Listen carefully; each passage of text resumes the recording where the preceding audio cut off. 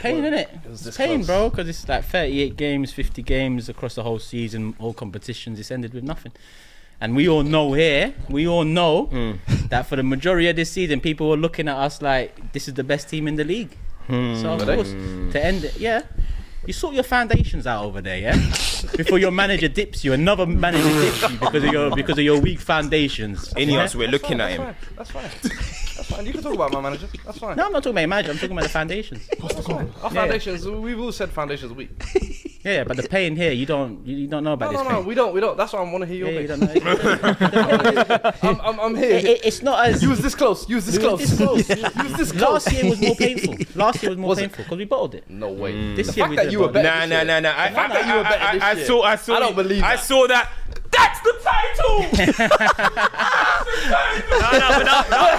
No. Son, you're a wanker. Son. No, but Turkish is acting different this year, though, with his sad little messages on Twitter. I saw that. What's that? That little soft story on Twitter about we can be proud of the team no matter what. That ain't you, bro. Hey, Turkish, that ain't you, bro. Come the Turkish I grew up on was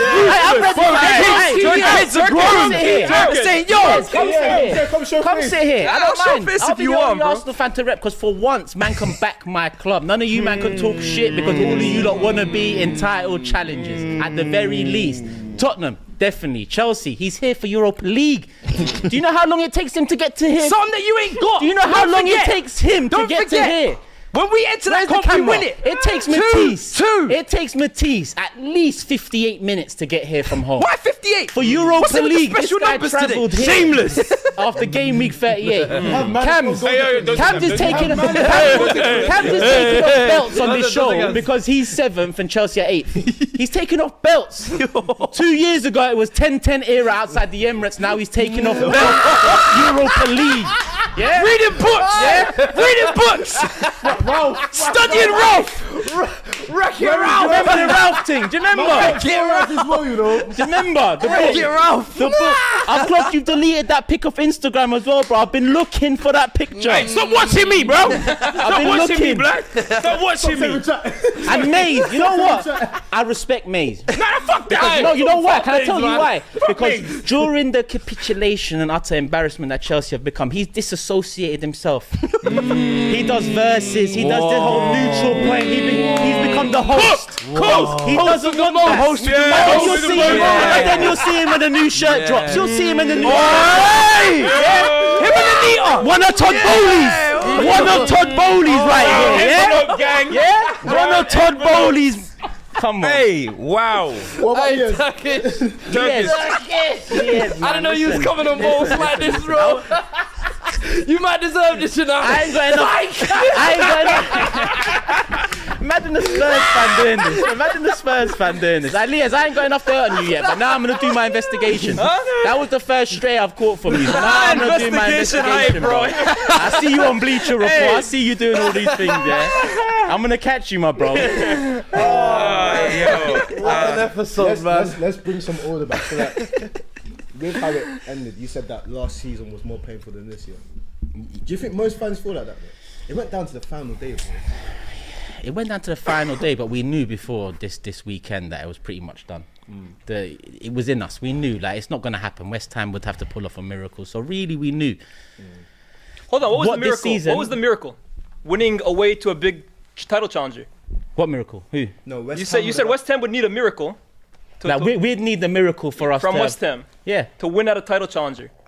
Yeah. They did it against you guys. What, earlier in the season? December. So hold on. December. Turkish. So it's a December. miracle. It's a miracle when it happens against City, but it's not a miracle when they beat you guys. December. We're talking December. Lias! We're talking December. Lias from 40 feet. Bang! This ain't making no sense. Bang! This ain't making no sense. Bang! Yo, Drake, move! Tell Drake to move! That's my protege! That's my protege! That's what Kendrick now fans have turned into. Look at them dancing for each other. Cam, you can't keep your belt on this time, Cam. Come here, sit down. Lias, come and sit opposite me right now. Lias, come. You're behind the TV right now. You're behind the TV. Meeting. You're behind the TV. End the season. End the season. Come. Oh my gosh. Let me swap over. I'll take. I don't want to. Hey, Cam, please. Keep your belt on over there, yeah, please, bro. Please. Oh my gosh. So you can't bring up a December loss to West Ham. Why not? Oh, December's midway through the season. It's Oh, different. wait, do the points in December count different to the points in May? But Man City end of the season, business end of the season, we know what they're about. We know they just keep the ball rolling. They win game after game. That's what makes it a miracle. You can beat Man City in December. It's not a miracle to beat Man City in December. It's a miracle to beat them at the end of the season. When But we've seen you beat all of these. beat West Ham in December. Yeah. All of a sudden, you're 3 points higher than you are now, bro. You lost the Of league by 2 course. points. And if Liverpool beat Leicester in January, they would have pipped them to the 97th season. And that's why we talk about fine margins. But this whole thing about if West Ham. But do you think this Arsenal season is a season where we now stop and look back at every moment and try and delve into what happened, why, or do you think it's a season where we're like, we're definitely going to go again, we've got to look forward? Is it a blame game? It has to be both. No, we're talking about blame, but it has to be both. You have to look at the points where you lost the league and losing at home to West Ham side. But not dwell on them. Like, there's no point in me coming out right now after this game when we know we shouldn't have dropped points to Aston Villa twice, Fulham twice, West Ham, Tottenham at home. We knew this before today. So there's no point in me coming out after today and saying, we fucked it here, we fucked it there. It's not about saying we fucked it, but saying like, West Ham, they need a miracle, but against us, they beat us. Those are the games where you lost. But again, I will say Man City can be beaten earlier in the season. We've seen this Brentford, we've seen it from West Ham, even one season done it. Early in the season, first half of the season, Man City are susceptible to losing points. Second half of the season, we've seen time and time again, it is nigh on impossible to take points I hear off you, City. but I don't understand this. Am I right if or you wrong? guys have 3 points more in the first half of the season, you're better poised to win later in the league. Of course. It's a 38-game season. But what's your point here? My point is you're bringing up West Ham in terms of needing a miracle on the last day. West Ham at the Etihad. My point is Liverpool beat City in the league by making sure that when City went on that unbeaten run, it didn't even matter because of how good they were in the first half of the season. So you guys beating West Ham, when you Liverpool guys ran beating away with the league. Yeah, and I'm not saying Arsenal have to run away with the but league. Liverpool but didn't win the league because they beat City that year. But I didn't say about beating City. My but point you're is mentioning that, beat though. those small teams. Beat those teams in the first half of the season. But This whole thing about season wasn't about the fine margins. That Liverpool season, they ran off with it. Okay, but that's not my whole point here. My whole point is the first half of the season is just as important as the last half of the season. And that's what we heard all season about. That's what we heard all season about Arsenal. Last year we blew our load too early. This season we're gonna basically poise ourselves to beat City. No. Keep playing this shit. No pause. To win the league, you have to be great across the season. And the fact is, you dropped too many points in the first half of the season. So this whole thing about City has gone great the last. It still wouldn't have mattered if you beat those games early on. But again, I don't disagree with anything you've said. You've countered me saying we needed a miracle from West Ham last season. First half of the season is what cost us. First half of the season, Arteta tweaked what we had from last year. That's what you've seen in Arsenal 2024. The first half of the season was the risk, the cost of what we're seeing now. That cost has now become far greater because we haven't won the league. But that cost could also put us in a far greater position moving forward. Because this calendar year, we have been the best team. Like you've said, the first half of the season cost us. That was Arteta tweaking things from last season, gaining more control in games, becoming harder to beat. The Kai Havertz project.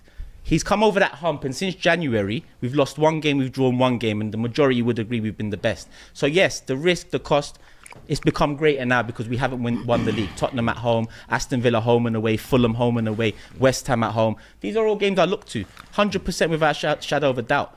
But to talk about we haven't been great across the season, I didn't say that. No, I never said Arsenal. You guys have finished with 89 points. Yeah, no, but I mean in terms of the first half of the season, I have to look back on it and say we're a far better team now than we was last season.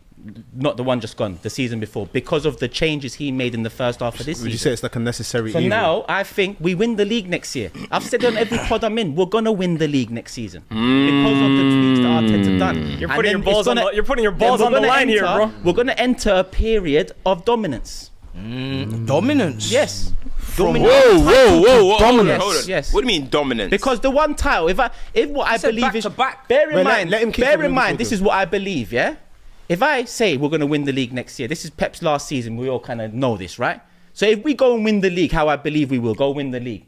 Once Pep's gone, who do you lot think is going to dominate this league?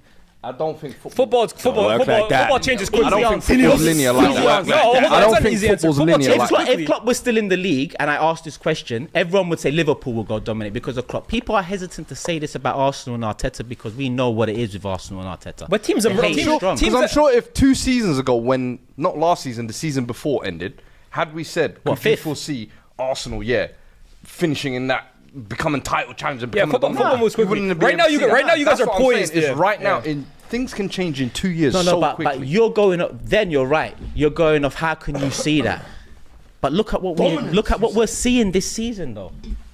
Look at what we're seeing. We're not seeing a flash in the pan Ole second or a Pochettino second at Tottenham. We are seeing a sustainable, solid brand of football. You were technically only 2 points ahead. The difference between them, though, is they'll continue investing. They won't go a season where they don't buy a single outfield player. So I agree. If I have to look at any team that looks best poised to take over, if Pep turns around after FA Cup final and leaves next week, who wins the league next year? You'd have to say Arsenal. I would have to say Arsenal. Arsenal are the best team poised to do it. Yeah, facts. If Pep leaves tomorrow, the team that's favored to win the league next year is Arsenal. Facts. Easily favored. Yeah, facts. Whoever comes in next. Nah, I don't agree. But you know who it should be. I don't agree. I understand the point you're making, and I guess that's why for Arsenal fans, not copium, that's the wrong term, but last year some will say you bottled it, some will say that you wasn't supposed to be there. This year you can say that you gave it good effort. There's always this sense of optimism because it's like we are building something and this isn't flash in the pan. Like we're going to be in and amongst it. Next year, everyone here has already said Arsenal and City are in amongst it. We don't know who finishes third and fourth. So I understand what you're saying. You're building for something that you're always going to be there or thereabouts. But to what these guys are saying, football changes quickly. Listen, Ineos might do a blue coat might actually click in. I like how you changed the blue coat, man. Leave us out about it. Leave us out of it. I mean, but the thing is, you've built a solid foundation to build it. But now it's about building the house how you want to build it. 100%. And there's a lot more justification in the belief that we will go on to dominate compared to everyone else. Than everyone else. If Ineos does this, or if Levy turns around and backs Ange, or if Todd Bowley does something different. I mean, this is all out of hope and copium, like you said. With Arsenal, this ain't out of hope. This ain't out of nothing. This is out of what we've been seeing the last few years. I've been cold in the past, and again, don't listen to me. Go put Pep's latest interview on where Pep talks about Mikel and talks about the Arsenal team. He says they're primed to go into an era of greatness. He said that himself. Let's be real. Pep's the biggest capper of the sports team, man. What I'd say is, He's about Stefan Ortega's the greatest shot stopper. I know you are counting for Guardiola potentially leaving. Nah, but I want us to win it with him in the league. No. I'm so happy you said that.